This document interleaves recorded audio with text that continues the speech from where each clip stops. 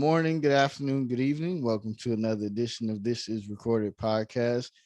I'm joined here with a mentor, a scholar, a helper in the community, a teacher, and an overall good person. May you please introduce yourself? Hi, good morning, Reggie. Thank you for that introduction. My name is Tammy Hatcher. I am currently the program coordinator for the Central Sterile Supply Program at Southern Crescent Technical College. I've taught both in surgical technology and Central Sterile. I've been at the college for over 15 years, but I've been in education for over 21 years in surgical technology. Nice, nice. So now it is, well, first of all, where are you from? Where did you grow up at? I am originally from Hartford, Connecticut. Grew up in a small town in a suburb of Hartford called Bloomfield, Connecticut. And been there pretty much until my husband and I were married. Nice. Now it is the summertime. What is a favorite summer memory, I guess, from childhood and a favorite summer memory from adulthood? Oh gosh, favorite summer memories from childhood would be growing up in Connecticut, going to our local community pool during the day to escape the heat because living in the Northeast, a lot of our homes didn't have AC. So that was our little bit of an escape. And road trips to Florida to see my grandparents would be my biggest summer memories. And as an adult, I would have to say the trip that my husband and I took our kids to Hawaii. Wow. Wow. Now, when you went as a child, you were driving from Connecticut? Oh, yes. hmm How long is that drive? Forever. Mm. Yeah, the halfway point would probably be at the south of the border. Um, South of yeah, the border, famous landmark for people that live yes, on the East Coast. yes, horrible, long. So about 23, 24 hours Oh, trip. Yeah, it was a long ride.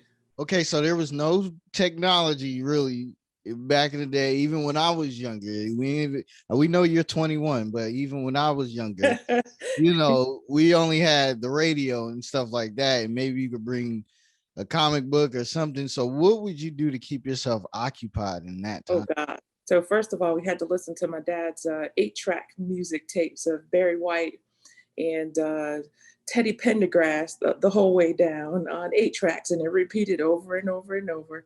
Between that, my sister and I in the back seat fussing with each other, and just taking in the scenery. So that's pretty much all we had. Yeah. Would you sleep a lot? I guess Oh, of course, I yes. love to sleep in the car, so I would just go to sleep most of the time. And fight over who had to have the cooler in the back with them. Uh, So, Yeah, yeah, and it's just like when you're on those long trips, it's like you wake up and you like, I'm still on this road. I'm yeah, oh, like, absolutely. we would go from Virginia to New York, and that's only 6 hours, and I would feel like this is eternity. I could only imagine how it was for you. Oh, it wasn't eternity. It felt like it. It Yeah, felt it for it, sure. it seems like it definitely was an eternity. So we talked a little. That's one of my questions. We talked a little bit Okay. about music, but so growing up, you said Teddy Pendergrass, Barry White. What was some of the first music you think you was introduced to as a child? Like some of the first songs you remember as a kid? Oh gosh. I don't know. I couldn't even think of any without trying to sing off the top of my head, which we're not going to do that today. But yeah, it was. I don't know. I'd really have to think about a name in particular. But yeah. But Teddy Penny, but in your household, well, I guess what was being the Teddy Pendergrass stuff like that.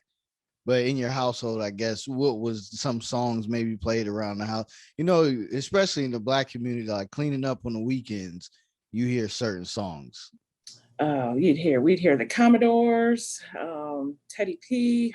Oh gosh, you're making me go way back. You put me on the spot here, Reggie. I'd have to go back to my playlist and actually find the names of some of those songs because I don't remember off the top of my head. If I hear them, I can sing them to you. Okay, okay, and we're not gonna make you sing now. No. Do you remember some of the first songs you got into on your own? Like when you got into music by yourself, what was some of your favorite artists? Well, I can tell you my favorite artist to this day and still probably will always remain and I think I is know. You know who it is, The LL Cool Todd J. Smith. The Todd Todd Smith. Todd Yes. Smith. Favorite Todd Smith song today? Because I know that's hard. Oh gosh. Probably Doing It. Oh, yeah. Yeah, and I actually went to the restaurant to try to find him there one day. Oh, uh, Juniors, but he wasn't there, of course. I'm telling you, mine's is Around the Way Girl. That's like one of the first videos. I was born in 87, so that was like one of the first videos I remember vividly. Okay. Around the Way Girl and Hip Hop Hooray. Those were some of the first like Hmm. videos as a kid growing up in New York that I remember. But Around the Way Girl was definite. And people don't know about LL. He used to dance a lot back in the day. Like he danced You Jingling Baby. He was really dancing, and that party scene Yeah. was really fun. But Yeah, I can remember going to see him in Connecticut in New Haven at a concert, and my husband and I, who was my boyfriend at the time, we were dressed alike, and um, he was singing "I'm Bad," and I was like, "Oh my God, I'm in love with this man. I would love to meet." But yeah, I'm still a fan. I listen to him almost every day still. LL is the man, man. Shout out to Uncle L. Shout out to the whole Queens. Now, growing up, what did you want to be growing up? Because what you want to be growing up and what actually happens is a big old difference. So, did you have Oh, any idea? yeah. So growing up, I used to aspire to be an accountant. So a lot of my classes that I took in high school, I had a great accounting teacher, Mr. Barcher, in high school, and I took a lot of his accounting classes. So that was actually my path when I graduated high school. But I quickly realized after about the first year that that was not for me. I had an opportunity to um, watch a demonstration of a surgery. It was a mock surgery and it was done in a mall. And I thought, oh my gosh, this is interesting. I could see myself doing that. So that kind of started my whole path, career change from accounting to surgical technology. Wow. Now, so obviously you're not squeamish at all with blood. I am not the blood guy at all. I can't No, see blood. no, but that first initial case that I did once I started in the operating room, I realized at that point this was the make it or break it. And so when they made that first incision and I saw that blood, it hit me for a minute. I was like, whoa, can I do this? But then I was like, I got this. This is pretty cool. So it's been a journey since then. Now it is interesting. Definitely like even some things like architecture. Like for me, I guess when I seen people's houses being built and like my in-laws house being built, I just realized like, wow, this is pretty amazing how they take dirt, a plot, and just turn it into something. So I would imagine like surgery is like these people are broken or they have things messed up and then all of a sudden it's just like they heal them. So that's got to be interesting as well. I just don't love blood.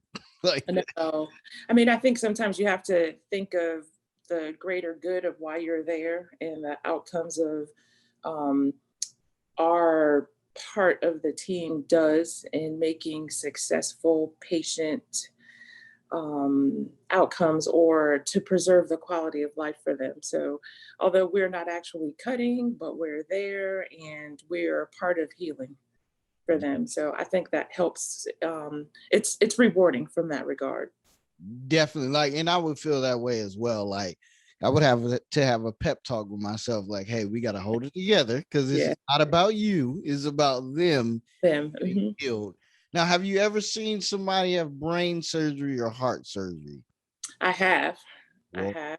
well, Mhm. I've been in both. Those are not my favorites. They're not my specialties.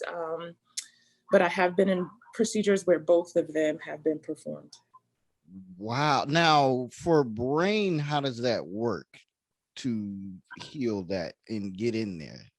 Well, I mean, it depends on the patient's obvious um, disease or pathology or whatever their underlying diagnosis is as to what you would be doing. But sometimes it's something simple as just an aneurysm. It's something as simple as a hematoma, which is a blood clot. Sometimes you get little kids that are falling off bikes with no helmets. They bump their head. they develop subdural hematomas, and then others are obviously more invasive for people that have cancers or tumors. Um, it was not my specialty.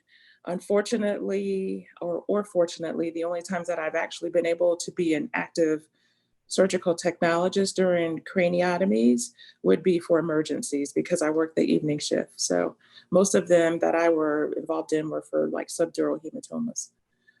But the more invasive, bigger procedures were typically left for the day team that had more experience on a daily basis with performing those types of cases.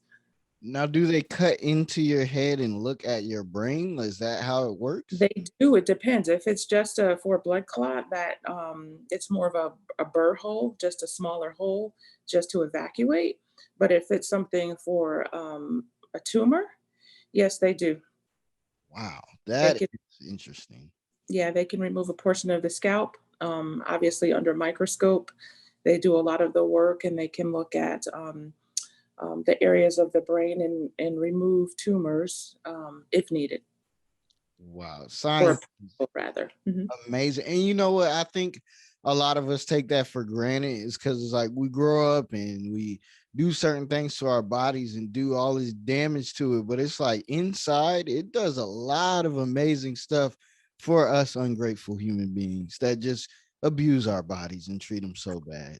Yeah, our bodies are amazing gift of God, and we don't realize that to some degree it's a machine, so we have to take care of it. Um, and if we don't, unfortunately, just like anything else, a vehicle, if we don't take care of it, we don't put the right gas or do the right maintenance, it begins to diminish. Yeah, So and rebel yeah, against us. yeah, Yeah, it's not gonna.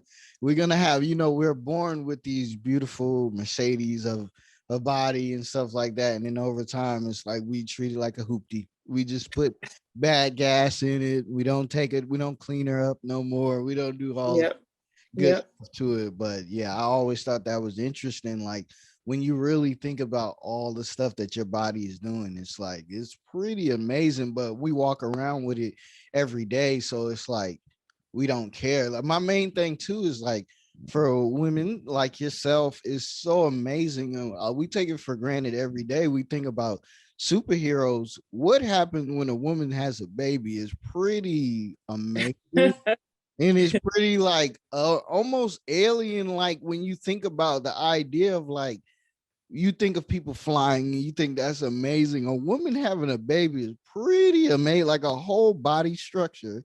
These hands and eyes and nose and everything is developed inside of you, and then it comes out and then Mhm. into the world. Like, I really think we all take that for granted a lot on how women do an amazing, like, if we see people fly every day, we're like, oh, that's normal. People having babies is pretty amazing and like as Yeah, it is. supernatural as you can get. Like, whoa, this is amazing.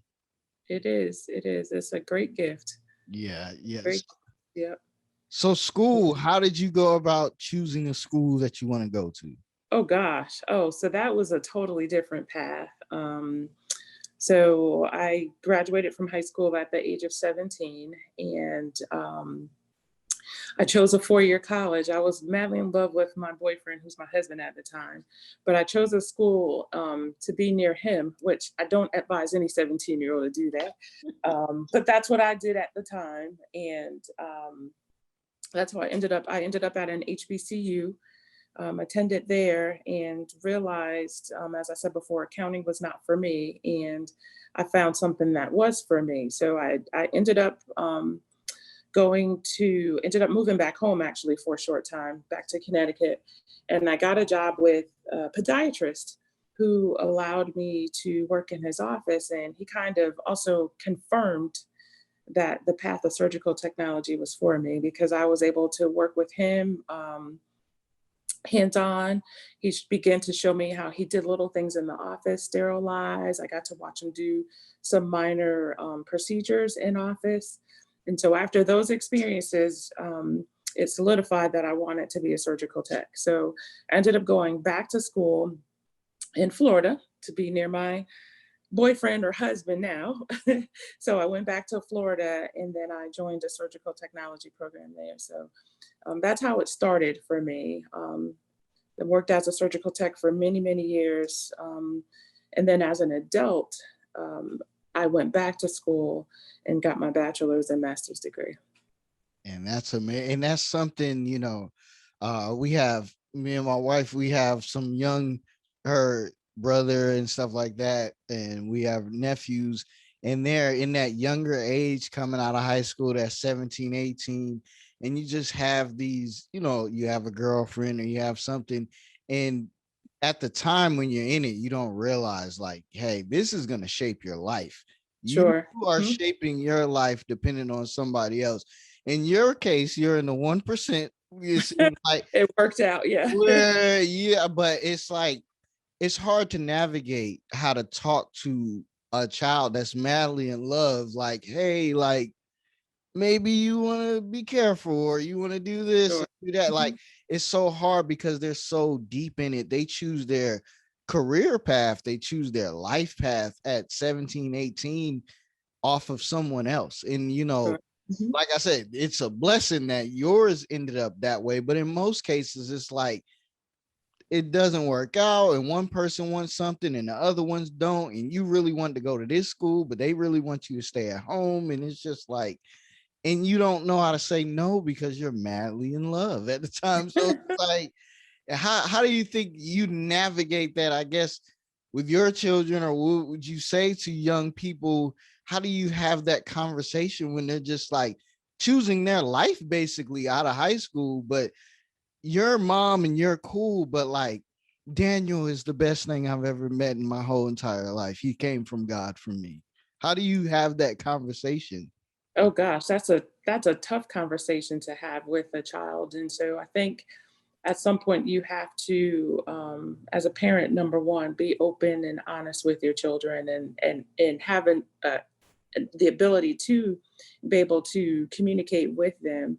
Um, and I think if that person, as you hypothetically called him Daniel, if Daniel is there for that person, they'll be there for them when they graduate college as well. So um, these are times in your life that you won't be able to get back. Those are years in your life you won't be able to get back. So it's very important that you be able to do what God has placed on your heart to do. And at 17, you don't know. I mean, like I said, I wanted to be an accountant, but you don't know at 17, because you really haven't had the opportunity to experience life. So you need to be able to um, get out a little bit, away from mom and dad, and find out who you actually are, and what it is that you actually like. And sometimes having that opportunity to do that, because neither one of you really know who you are at 17 or 18. So you have to grow. And I think fortunately for my husband and I, we grew together, which was a great thing. What I'd be um, lying if I said that it wasn't.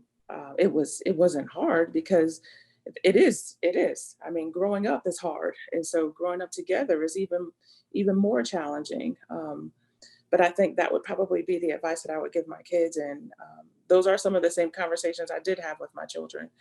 And fortunately, they didn't do what we did, and they turned out okay. And not, again, not to say that it was a bad thing, because it's been a great thing. It's been a blessing. But you're right. Sometimes it doesn't happen that way for everyone. Yeah, it's just, when you're young and navigating through life, it's just like you just think like this is gonna be the way, mom and dad. Even when you see your kids with friends, you see the friends come and go. And you You just do. like, they're so young, and I think they just really want their independence more than anything. And they want to show you, the parent or anybody that doubts them, I know what I'm doing. And it's like we're coming from a place of love, and we try to teach them like, just keep your options open. And like you said, if it's truly meant to be, that person will be there for It you. will be there. The Hmm. person will be understanding. And I think in life, for all of us, we barely can control ourselves mentally, so it's kind of harsh to try to control somebody else. Like, don't go to that school because I'm not going to be there. I think all Sure. of us have to allow, I think the word is grace. Like we have to give each other grace. Even with talking to these kids, I think you just drop that little knowledge dart, like, hey, maybe you should keep your options open or this or that because it is, and you leave it alone because the more you peck at them, the more they rebel and Oh, go. absolutely. So Absolutely. it's really hard and it's really funny watching them go through that. And it's like, I wonder 5 years from now, how are we going to talk about this situation? I mean, Sure.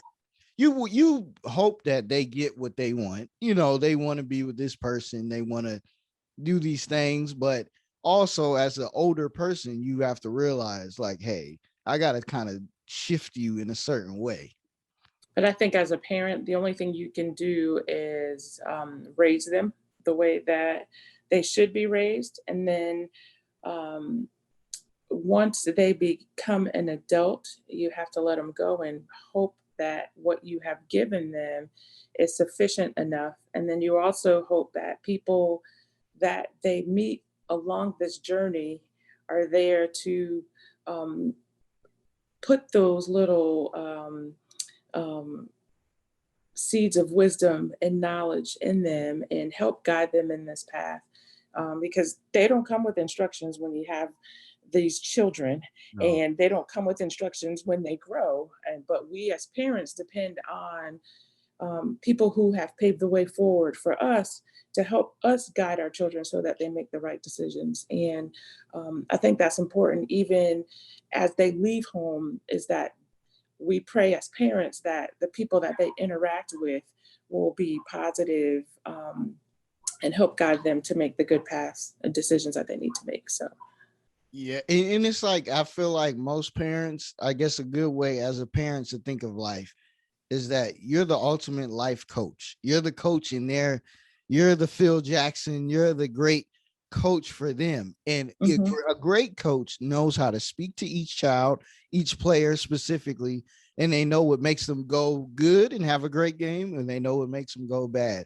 So I think from birth all the way until it's time for them to go out in the world, you're just trying to coach them a certain way because I think what'll free a lot of parents too is that you got to realize at some point it's their decision. Like there is nothing Sure. you can do, whether your kid goes on and becomes great or they go on to go bad. You tried from 0 to 17, 18, and you could only hope that I did the best coaching job that I did. That's Yep. it.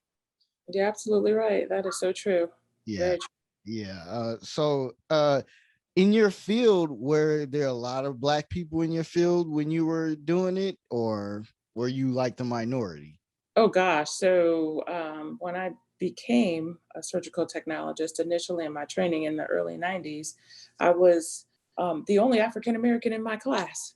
So, um, but soon after or shortly after, um, you begin to see more minorities enter the profession. And it also could be relative to where I lived as well. So I'm sure if I had moved to Atlanta after graduating my surgical technology program, I probably would have seen more minorities than what I had been exposed to. But no, not initially, no. Yeah, yeah, and I guess that's like you said, like in that's great that you went to a HBCU and did different things like that because you're exposed to that. But I mean, when you go in certain fields, it kind of dwindles off depending on where you're at. Yeah, it does. It does. Now, the HBCU experience, how was that? We have a brother-in-law that goes to Fort Valley right now. Mhm. So how was it? He said he loves it. You know, he loves it. He really does. So how was your HBCU experience? My HBCU experience was for the most part good. It was different. It was a lot of first time leaving home, first time um, growing up in Connecticut. I grew up in a very multicultural, diverse area in town. So leaving that and then going to an HBCU um, was and first time being away from home, those were all first for me that took an adjustment. Living in a dorm took an adjustment. Oh, Sharing a room with three other girls took an adjustment. yeah. So there were some changes that I had to get used to, but the overall, when I look back on it as an adult, it was probably a great experience and some of the best times that I had. Yeah, and you know what it is? I think it's just for whether you're at a HBCU or not, but I think HBCU is special because it's like if you're a black person, you have a lot of people that look like you have professors. For some people, they never had that. They Hmm. may have been to, they may have, I've noticed that a lot of middle class or upper class black students that grew up around a lot of predominantly white people, they prefer to try to go to their HBCU to get that experience because Sure. they're not used to that. They're used to, like I'm like one or two black people in my whole class. So I think it's pretty amazing the HBCU. But number one is that, like you said, is that you're all children, like being adults now. Like you're getting a taste of this adult life. And it's gonna come with messiness and fights and arguments and pettiness. And we still children, but we acting like adults because I'm 18 now, and you going to parties and this and that, but it's really interesting to watch young people navigate through life as you get older, and you realize the highs, the lows, the ups and downs, and you realize really the mentality. I think the funniest game to play is as you get older each year, you ask somebody what age is considered old to you, and let me tell you, it's going to change every year. It's going to be like, yeah, when you're young 16, you like, yeah, 30's old. And then you get 21 and you like, well, it's 40, and then you get 50, you're like, well, 70 something's old. So Yeah. it's Yeah, just funny to navigate through life, and to watch people go through life is a pretty interesting thing. it's true. That is, I agree. Yeah. So with your degree, what people may not know is that you can travel being a surgical tech or a central sterile tech. And that's what attracted me to go into central sterile, is the Mhm. idea of traveling. Tell us a little bit about being able to travel with a degree. So being a surgical technologist does, or central sterile tech, does open up a lot of opportunities for you to um, live and work in different states and in different areas throughout the country. And sometimes you can even go abroad as a surgical tech or CS tech, depending on the opportunities that present itself. So for me, I was able to live in Pennsylvania. I've done assignments outside of Washington, D.C. I've done assignments in Louisville, Kentucky, Ohio. I've worked at two major teaching institutions in North Carolina as a traveler. So the experiences are things that I actually still utilize today because some of the cases that I've got to see, some of the people that I've got to meet, I believe helped mold me to be a great surgical technologist. Just having that opportunity to be put in the forefront of certain cases, and you're expected to function. So I think that was when I did a lot of my growth as a surgical tech. And so a lot of those experiences I never take for granted. And um, going from one hospital to another hospital, although it may be the same procedure, there's two different doctors doing it. So they may not do it the exact same way, but you can take what you've learned from one physician um, and how they did it and go to another hospital and say, hey, okay, Dr. So and so did it this way. Um, this might work or this will work. And so uh, um, it's just been a great experience. And again, being able to see different parts of the country, being able to take in the cultures of the different areas that you've gone to, the people that you've met. So it's just been, the savings are there because your salaries are increased a lot more than the average person. It was a great experience for me to be able to do it. And I think, everybody will think that is nice and that's great. But I think what they're really going to remember is that money is going Yeah, to of be, course. hey, I'm going to sum it up for you guys. That money is going to be great because Yeah. you're putting yourself out there, moving from where you're from, and then you're going to get compensated for it. So Yes. Yes, you will. You will. Yeah, Yeah. the younger people that listen to the podcast, they hey, you're gonna get paid, guys. So, just seeing if you want the money, you're young, you need to travel, go get paid. Yep. As long as you're in a position that you're able to do it, then I would highly recommend it. So, how did you get into teaching out of that? Oh, that's a great question.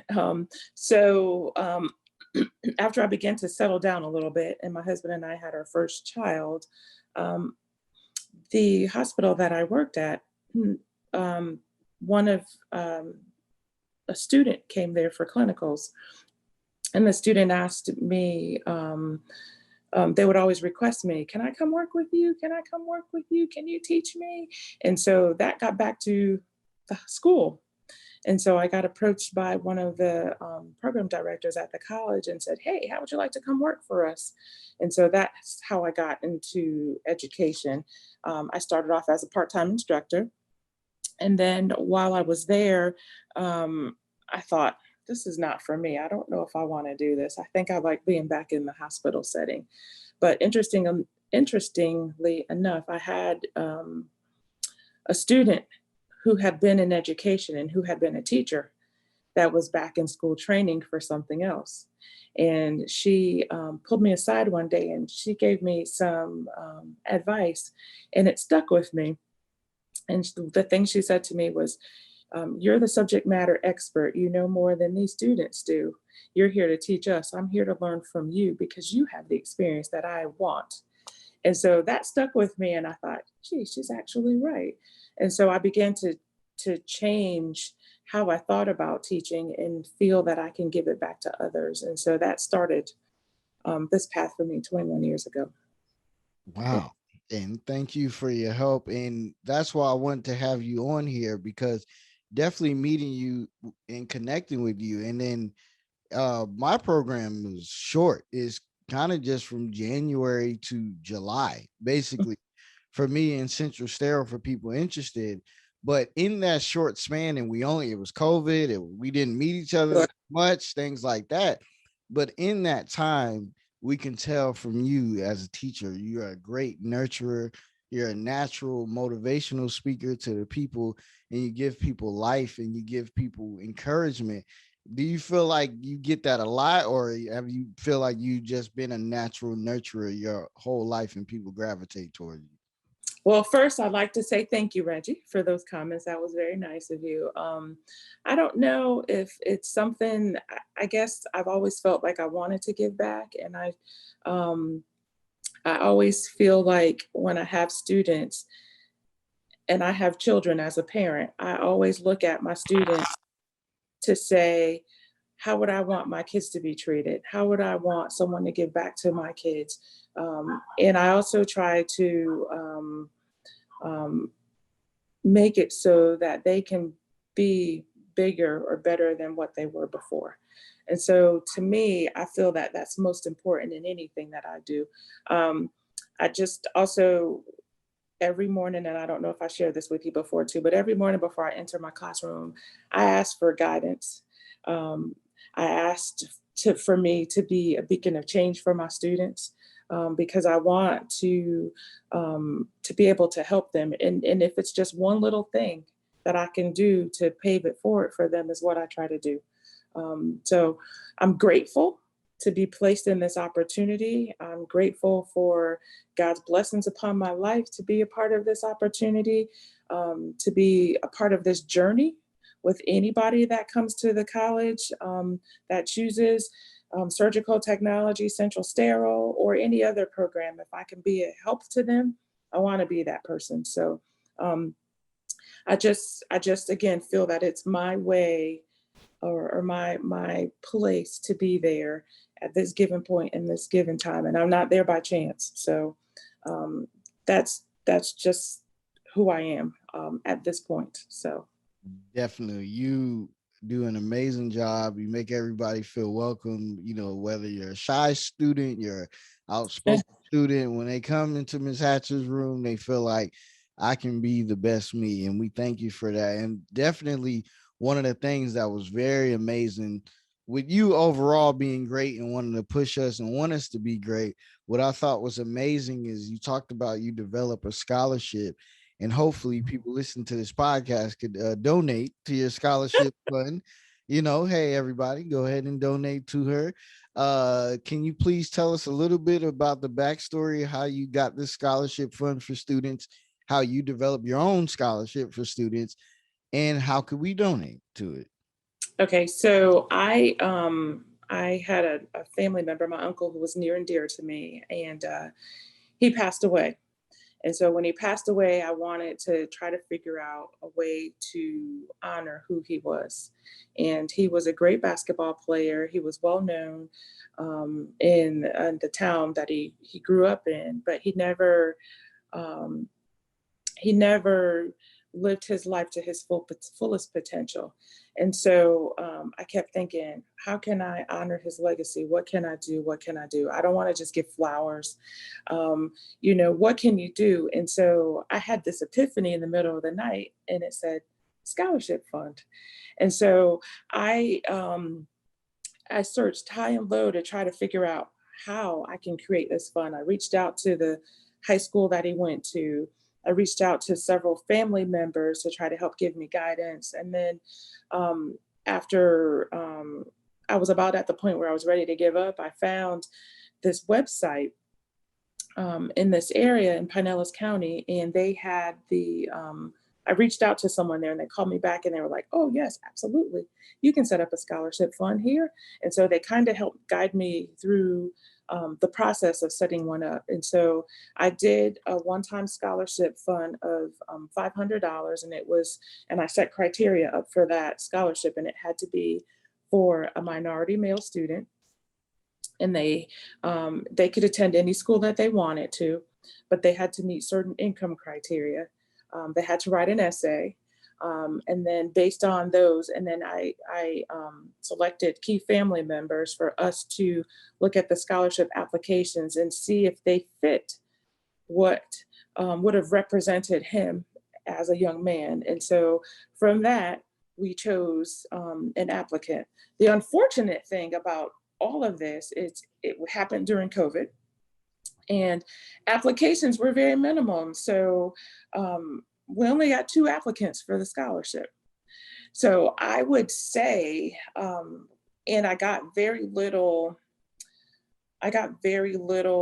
donations for the scholarship. So I think I had 2 family members donate, and then I ended up funding the rest of the scholarship. My husband and I did, so that the student was able to obtain the scholarship. So moving forward, the scholarship is still there, but because of the lack of interest that I had gotten from students, that I no longer funded at this time. It's just in hold, in I don't want to say in limbo. It's there, but until we can get more active participants in interest in wanting to go to the school or go to college, then I would reconsider restarting it back up again. But it's very challenging when you see that this money is there. And that goes for a lot of people that I know that have started scholarships, that money is there, but a lot of people aren't applying for it. So there's free money just sitting there that nobody's taking advantage of. Now, how is it found? Because for me, I could have a next door neighbor and I would not know at all. And I'm struggling, like I need 500 for books. And I may not know, like literally next door, this person has a scholarship fund. How does it go about people finding your scholarship? So my scholarship is only available to people that live in Pinellas County, Florida. So Oh, it's not anything that's available to anybody throughout the United States. They have to meet certain criteria. They have to be a graduate of a certain high school. But with that being said, there are a lot of scholarships that are available to students at colleges, but people don't apply to them. They don't apply to get them. Even when my daughter was in college, we found scholarships that she was the only applicant for. So by default, she was able to obtain them. And that happens as well at Southern Crescent. There are scholarships that are there for students. And we'll get emails that say, we haven't gotten any applicants. Please encourage students to apply. And so there's free money there, but we just have to get the students to um, apply for the scholarships. But And there's yeah, there. and you know what it is too. I think some students may not even want to do it, or they don't really know about college. They're nervous, so they don't put that Mhm, extra effort into finding these scholarships and stuff like that. Or for some people, they just think it's only in Georgia we have the hope. They only think like if you low income, that's the only way. It's like, and and for some students too, they don't have help. They trying to navigate college on their own. So they just only know these two ways, like the Hope Scholarship in Georgia, meaning in Georgia, where if you make a 3.0, I think it is, throughout your school career, you can have free scholarship throughout college as long as you maintain that 3.0. Or like for me, if you come here, you live here for a year, you're a resident of Georgia for a year, you're eligible for the Hope Scholarship or the Hope Grant, where that, I mean, you don't pay for college, and I didn't pay for anything for a long mhm. time because I stayed on top of that. And I thought like, and it's just, I guess it's a matter too of taking things for granted, because a lot of kids in Georgia, when I speak to my wife and stuff, it's like they lose their Hope Scholarship quickly, or they don't care about it. And it's like, do you know how amazing that is? If you complete this thing, you didn't pay a dime for school, Sure. and you make all this money with a scholarship, but you paid $0. But I don't know. It's just, it's like a hard thing to navigate when it comes to free money. But also, I've been jogging my brain about this idea of that. Like, I think in other countries in the ninth grade or something like that, you kind of go towards what you're going to do in life. Cause I really think that a lot of kids get burnout at a certain Mhm. time. That's why, like you're in your senior year. Why are you messing up in school? Why are you not doing your work?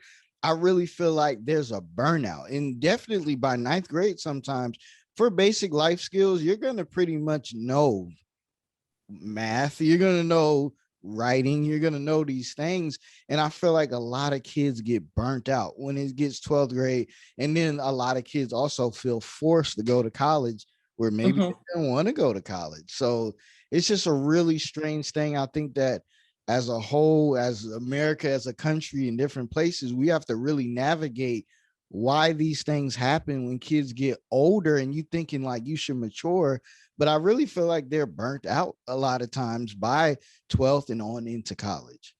They could be, but I also feel like, again, it takes people to continuously encourage these students. It takes people like yourself who could mentor young men and women, um, to show them that there are different career paths that are out there. It takes people to show them different career paths. Exposure, I think, is a huge path. If they can see themselves in that role or doing that job, then that's half the battle. If they can see themselves in that role or in that job, then our job is to now say, okay, you can do this. We have these scholarships available to you. We have this financial aid available to you. We have these different types of grants available to you so that you could make this happen. I mean, they're our next generation. And so if we don't invest in them now, what's going to happen to us when we become old? If we never taught them anything, or if we never left them with the wisdom that our parents have given us or our grandparents have given us, where are we as a country? Where we don't have that if we don't invest back into them. So I think it's imperative that we give the next generation the skills and the tools that they need to be successful. Yeah, and and then marketing is such a big thing, because marketing is something like you take something like Aquafina, and it's water. It's literally water. It's something that when you were younger, I was younger, we drank water out the sink, or you drank water. Like Sure. the idea of somebody selling you something out of a sink is like, this doesn't make sense. Why would I ever pay for that? And I think we have to market its way. And I think a lot now with podcasts, especially, is that the media is not controlling it. People are controlling it. In the way we can control things in the way we speak to children and younger people is that, hey, check this out. you don't really know what you want to do in life right now. You don't have this passion for art, for cooking, for something that you know I may not need school. I can just go and do this. I could do hair. I could do these different things, even though you need it for hair and different things too. Yeah, But it's like you gotta talk to kids like, yo, check this out, right? Look, you go, you get all this money for school, we get all these grants, you go, you check it out, you have fun, y'all partying, you getting money, you getting free money, you having the time of your life. You're not living with adults, you're not doing none of that. Just do sure. a little school work, you can stay there, have fun, get your stuff. Before you know it, 4 years, you already did 12. You did school all these years, K through 12. What's a little 4 years? Knock it out, live your life, get you a little place, apartment, then you be done. It's not, but I think what they hear is like, you got to sit in class again. You got to do this again. You got to go on time. You got to get good grades. They don't hear it like that. So I think we have to market to kids like, hey, this may look like just a regular bottle of water, but this is a different thing to you that can be amazing. It could be great. It could really change you. I think the language of school has to like change for kids and get them really motivated, because it really honestly it scares me what I see now is you look out in the world of the workforce, and even when you go to a grocery store, a restaurant, here, there, it's like it's bad out there. It's really bad. People are not making no money from that. If you work in regular job, you don't make no money like that.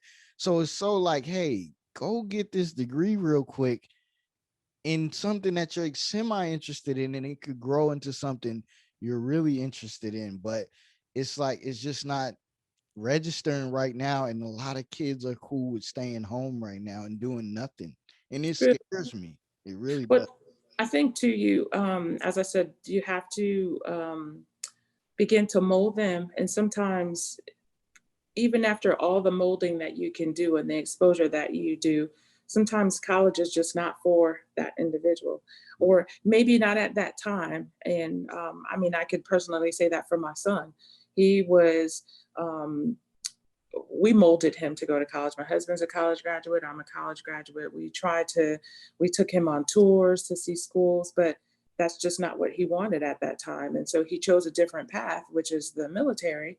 And it's been great for him.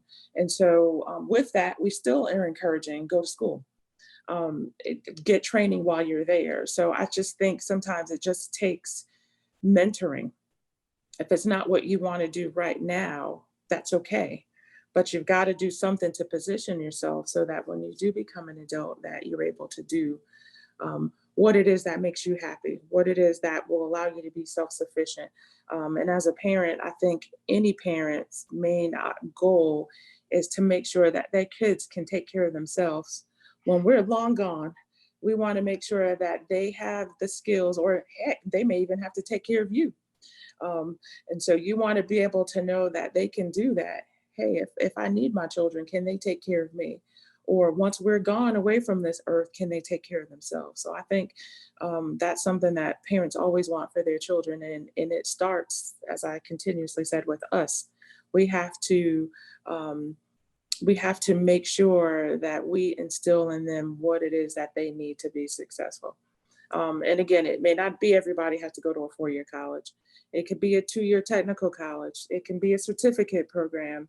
It could be anything from even just learning a skill like carpentry or welding, something that will make them marketable in the future. So, And I think that's what it is. You hit it right on the head. That's what me and my wife talk about all the time. Is literally like, as a parent, all I want to do is be able to leave this earth knowing that you'll be okay. mhm, If I'm already fighting illness, it's gonna make it worse because I'm gonna put stress on myself because I know you cannot take care of yourself right now. So I think what young people need to realize is that all parents mostly want to do is know that, like, I'm on you so much because I just want you to be okay. They hear, oh, they're annoying. They're always saying stuff to me like, I don't like school. Like, why are you like, I'll figure it out in a year or two or this. Like, it's like, no, like, life moves on with or without us. And some of us are not going to be here. So it's like, in that, I just want to make sure you're okay. That's sure. like literally To sum up, being a parent is like me to coach you to get to a point that in this life, whether I'm here or not, you're okay. Yep. That's literally like it in a nutshell. And like you said too, and that was one of my questions I was going to ask. In today's time with technology, with podcasts, this podcast takes off. I make all this money and I've never had a 4-year degree, this, that, whatever. How do you feel now versus entrepreneurship versus like going to a regular school? Because now a lot of things are open with this internet and phone and accessibility. So how do you feel it matches up? Because for me, I feel like it depends on the person and it has to make sense. Because financially, like, yeah, a podcast can work, but it can take a long time and you have no money and you could be broke. So Hmm. obviously school is going to help you out. But how do you feel now, and you being a teacher, the shift that you've seen, I guess, from you were a child as to now with the internet, and like if you do nails, if you fix cars on the side, like people are turning these things. Even I review water every day and I have millions of people watching and pay me. How do you feel now about the traditional route versus like entrepreneur routes nowadays? I guess I'm a little old school. I still always feel that you need to have a piece of paper, Yes. and not necessarily a piece of paper that says you have a bachelor's degree or a master's degree or a PhD or an associate's degree. It's not that. I think you have to have a marketable skill behind you. And so it's okay to do all these other things. But what happens when all of those other things end? You still need to have a skill. What happens if we have no longer have the internet? How are you going to make ends meet? Um, there's always going to be the need to have a welder. You're always going to have to get your car fixed. You're always going to have health care. So those are the things that I feel that are critical. So those things are great, but I guess with me being more of an old school person, I feel that the skills are still the most important thing that you need to have. And I think that could be summed up as insurance. Hmm. You don't want to crash your car, but in the case that you do crash your car, you won't have to pay for it and they'll give you the money to get another one. So I think what you're saying is absolutely right about, like, HVAC. These people that fix air, I think about like you hustle, you get an HVAC, you work for a company, you figure out the company. Uh yeah, I've studied someone before and it said infiltrate, educate, vacate. So you become an HVAC person, you learn how to fix air from this company, you see how you can do it on your own, and you vacate and you make all this money. And certificate probably takes no time. And people, it's summertime and like you're gonna be busy as I don't know what. Oh, The absolutely. air is going to mess up. And it's like, this is not a traditional way. This is not what your parents thought when they seen you, like they're going to be an HVAC guy, or a girl. They're not going to do Sure. that.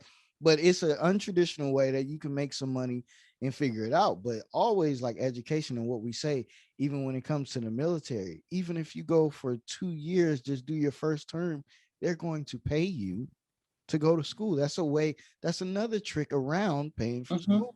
It They is. pay you to do it. Just go in there, do it. You like it, you don't like it, you get out. They're gonna pay you. So we got what we needed from the U.S. military. So Absolutely. Yeah. Yeah. even for my brother, his school wasn't for him like your son. It really wasn't for me like that either. But it for him, it just was like he just came back from Japan. He's been to places near Russia. He's been to Brazil and lived there. He's been to Africa and lived there Hmm. for a while. He's done all these things and he knew that school wasn't for him, but he made things happen and he's very well equipped to take care of himself. My brother bought a car straight out and I was like telling him, like, I don't think you understand, like a new car. I'm like, people don't do that. Like people do not have the financial ability to just pay for a car straight out. And I just tell them like, and that's what I told them going in. I said, look, if they're going to take it out your check anyway, food and stuff like that, you make sure you save a lot of your money. And he said, what happens in the military a lot of people spend this money. They buy these cars and buy these things, not knowing if they're going to be able to re-enlist, because you got to keep your body a certain way. You got to keep your stuff clean a certain way. You got to do these things. And he said, well, he realized a lot of the younger people, they go and ball out and spend all this money thinking like, oh, I'm going to still have this. And you don't know. So it's True. very interesting. Yeah, it's very true. Yeah. I just think that um, whatever path a young person chooses, or even an older person chooses, because sometimes, as you know, we get students who come back that are late bloomers, and that's okay, or second careers, and that's okay. But whatever you choose, be happy with that choice. And if you finish that program and you decide this is not for me, that's okay too. At least you have something that no one can take away from you, and that's the education that you've gained, and that's yours. That's yours regardless of whatever situation life may bring you. That's a piece of paper that you have that is always yours. And that's what it was for me too. It was like for me going, and for me, what my career path for school is like, I didn't know nothing. I didn't know what I wanted to do out of school. Mhm. I had no idea. I flirted with the idea of being a teacher, which I feel like I wish I would have did, but I was living in California. I knew I didn't want to be there. So, which was dumb and no guidance. I was like, well, I'm not going to be here anyway after school. So I'm not going to go into nobody's school. You can transfer. It's a thing called transferring. So I should have signed up for somebody's school. Did not, waited till the April of the next year, moved to Georgia, but then I found out about Hope Scholarship. So with Hope Scholarship, I'm like, I really don't know what I want to do. I just want to make some money. So like, oh, I'll do radiology. But in that journey, it's been so hard to get into these certain programs, and they're Mhm. more lenient now. But when I first moved here, it was very, very hard. And I tried for years and years. And also, students and young people, putting your eggs in one basket. You gotta kind of diversify, because you'll spend years and years sometimes on one thing and it'll mess you up. I spent years and years on radiology, and just to get to the entry program and failed twice by 2 points. Mhm. It was very discouraging, and it really, really pushed me away from school, because it's like, did all these years, I have great grades, but I can't get in off of 2 points. Sure. Discourages you. Then I, quit school for a couple of years, forget about it. Then I get into the central sterile thing. And I got this certificate. Like you said, nobody could take it away from me. I could take it different places, but it's also my insurance, because my passion is this podcast to help people, is the arts. I love photography. I love all things, and I love entrepreneurship. I think the greatest thing I've heard is to own your 24 hours. I think it's nothing more Hmm. beautiful in this world than, nobody can tell me what to do in my 24 hours. I created a business and a financial income for myself where I own 24 hours every day. I could, Mhm. I think it was beautiful, because me, even with getting the Central Sterile certificate, I was able to do something I couldn't do before, work 12 hours. Sure. So you learn life and you learn what you like in life. I don't like working for people.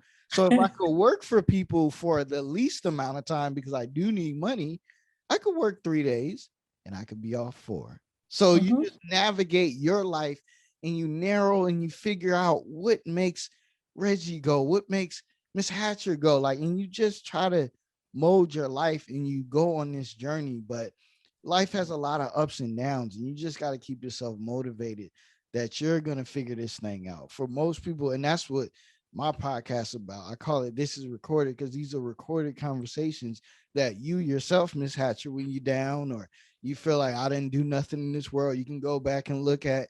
Or for other people that's feeling lost, I bring people on that are doing things and creating ways in life and trying to make a better way for themselves first and then others. And I use this platform to motivate. So I think that's what it is in the end. You just want to motivate people to live the best life they can. Well, I think that's probably part of your purpose. And Yeah. so Thank you for that, and thank you for letting me be a part of this platform. And hopefully, my words have said something that may have encouraged someone who listens.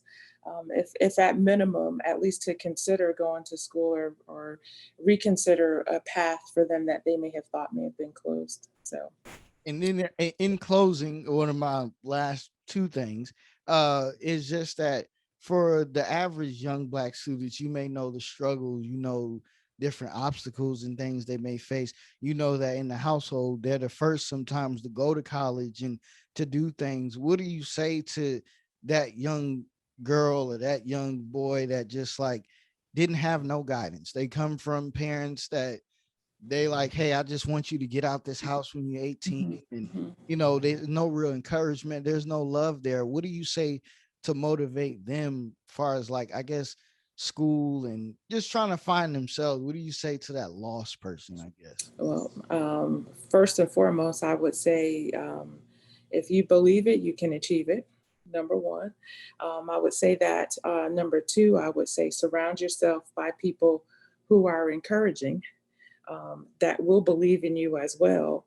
Um, Try not to be around discouragers, because that it only changes the mentality and the way that you think. So, um, place yourself around people who will encourage you and believe in you as well. As a young person leaving home for the first time or trying to navigate in college, um, connect with peer groups on campus. That could be a support person to you. There's a ton of student support services that are out there, that are willing to help students grow and help navigate through those challenges. And sometimes their challenges are within home. Um, but if that is a challenge that you have within home, you have to take little small steps.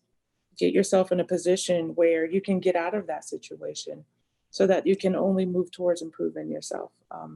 But the biggest thing would be surround yourself by positive people and role models and people that are going to encourage you.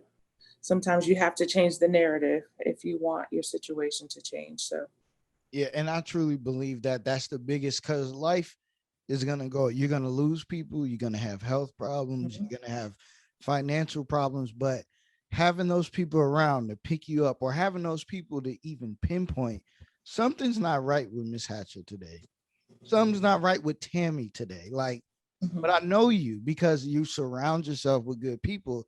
They're gonna pick up on it. But if you're around people that drink and smoke every day and they don't even know what's going on, so they're not going to pay attention to you, Yep. or you don't have it at home. So what you said is very important. And the last thing we do when we get out of here, we call it speaking to existence.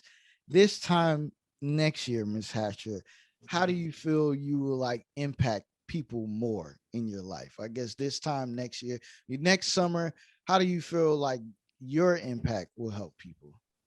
Oh, wow. Well, this time next summer, I hope, or I'm prayerful that I would have graduated even more students, is in central sterile supply, and I hope that them graduating will allow them to um, create opportunities for themselves that may not have been there before. I'm hoping that I will allow that single parent, or who's never worked a day in their life because they have been on the need for support from public assistance, to now be able to have their first job, to now be able to maybe purchase that first home that they wanted to. And they can look back on these times and say, gee, it all started from me making that first step to go to school. So I hope next year and in future years that my health, strength, and my platform that I'm allowed to have as an instructor will just continue to help grow and instill um, nuggets of education in them so that they can realize the potential that they can have, or that each person has, that they can grow and to be who it is that they want to be. And So this is recorded.